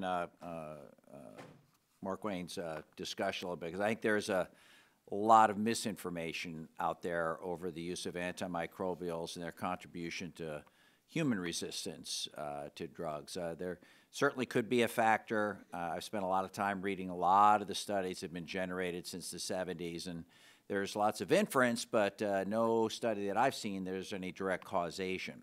That doesn't mean we shouldn't be judicious or smart about how we use antimicrobials in veterinary medicine or on the ranch. I think every one of us wants to do the right thing, and I would applaud the CVM's recent suggestions that, that in certain situations when there's the right climactic conditions or whatever, that under proper veterinary supervision, that certain therapeutic uses of antimicrobials could be used on a mass basis to prevent more disease and, frankly, suffering to these animals that Mark Wayne and others raise on our farms and ranches. So I just want us to be cognizant of that.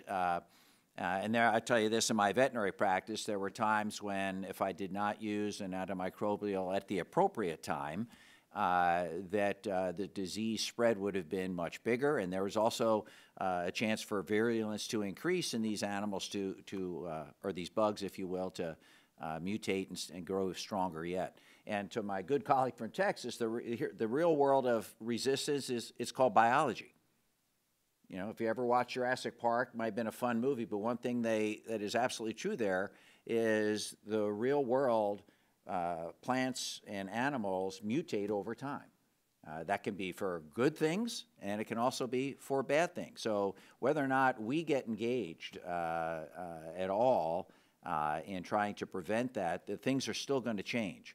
We should do our best to fight resistance in the ways we can, but it's going to happen anyway, and that's why drug innovation, the whole hearing we're having here today for our animal friends, speed these things to marketplace, because we're going to need ever newer and smarter ways to treat these animals, whether it's on an anti-inflammatory or antimicrobial side. So ending my soliloquy here, Dr. Topper, do you see expanding conditional approval as negatively affecting FDA safety and efficacy standards in any way? No, sir, because like Dr. Solomon said, they will be doing this all along, and it will just get some of these drugs that are right now maybe out on extra label drug use, but we still have that great unmet medical need, and this will help very much if this is added to the bill. I would agree. Talking about extra label use, a little different than conditional use. How do the two processes work in synergy, or how are they different? I will do my best to my knowledge of them. The extra label drug use, again, are approved drugs that are already on the market. They have met FDA efficacy.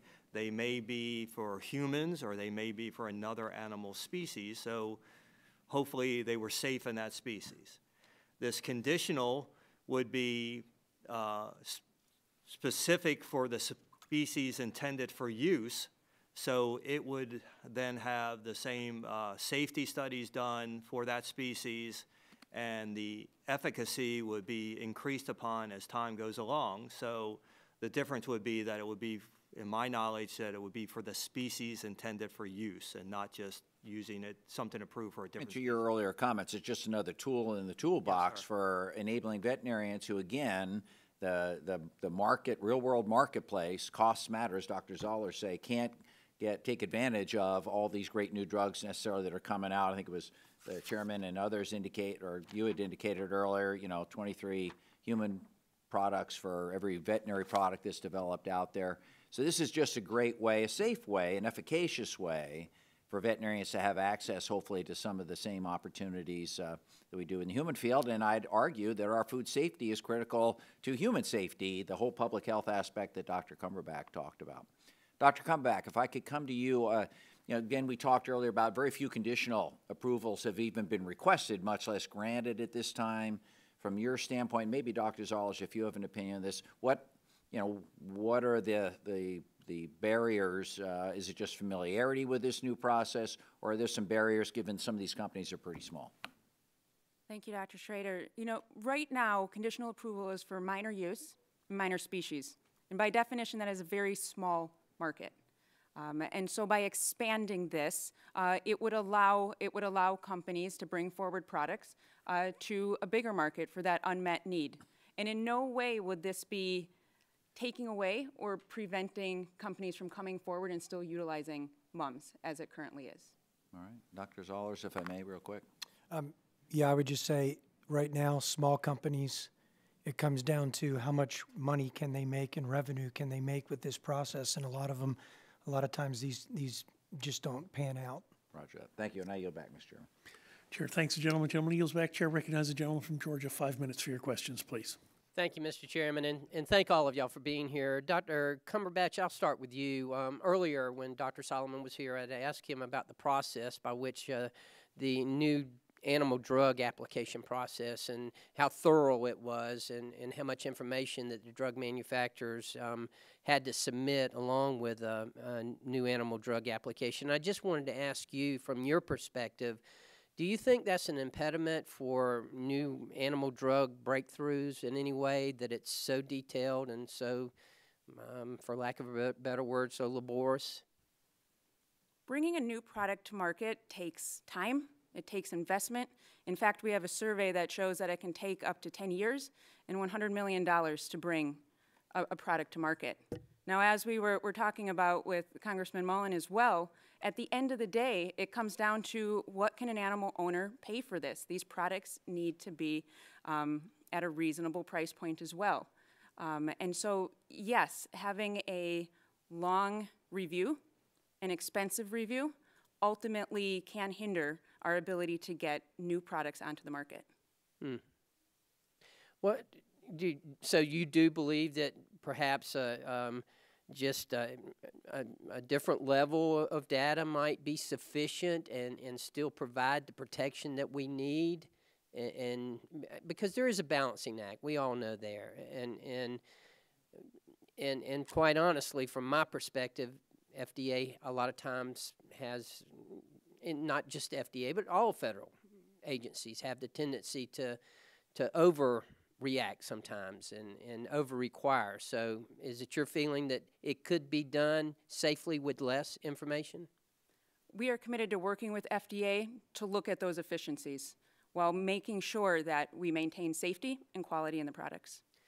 Mr. Chairman, we don't have any kind of abbreviated, like we do with the drug approvals. We don't have any kind of abbreviated application in this area, do we? In the generic space, you certainly do. In the generic space for animal control? Correct. Yeah, Yes. we do. Okay, but not for the new drugs, and obviously that wouldn't work as well. Let me ask you, Dr. Cumberbatch, I'll start with you. From what I understand, the electronic submission, that the applications are going to have to be submitted electronically starting in October of 2018. You think y'all going to be prepared for that? Are you ready for that? Is that sufficient time? The pioneer companies have been utilizing the e-submitter, and so I am confident, yes, AHI members will be ready for that transition. Any recommendations in that process that thus far, are you having input into that process? The communication is key. Developing the templates that they use for the e-submission, the time that it would take for a sponsor to put the data in that they collect is important. It adds to that time and that administrative burden. And so increased communication, working together on what those templates look like. They have also hoped to provide webinars and training. These are all very important. Great. Dr. Topper, just very quickly, I wanted to ask you, one of the concerns and certainly one of the experiences I had as a practicing pharmacist was the price of some of these medications, particularly for the companion animals. And, unlike human patients where you would have insurance and have a copay, there is no insurance or copay for these animals and for these types of drugs particularly. Is there anything that you can really recommend that manufacturers might be able to do to lower the cost of some of these medications, besides take a cut in profit? Well, you raise a very difficult issue, and it's a complex issue. To ensure that the drugs are safe and efficacious, then they have to go through this process. So anything we can do to speed up the process and make it more efficient, hopefully will result in drug lowering cost, and especially as the drugs move to generic types, then that should lower the cost also. But it's a complicated, as we know, even in human medicine. Great. Well, thank all of you for being here. It's been a very interesting hearing today. Thank you, Mr. Chairman. I yield back. Gentleman yields back. Chair thanks the gentleman. Seeing no additional members wishing to ask questions. Mr. Green, did you have anything on redirect? No, Mr. Chairman. I think the job's been done, but I do have some concern because our next hat will be trying to find, you know, some of the solutions for the drug resistance we have. But appreciate the efforts. Very well. Again, seeing no further members wishing to ask questions, I want to thank our witnesses for being here today. I would like to submit statements from the following for the record. The Agriculture Value Chain Coalition. Pursuant to committee rules, I remind members they have 10 business days to submit additional questions for the record. I ask that witnesses submit their response within 10 business days upon receipt of those questions. And without objection, the subcommittee is adjourned.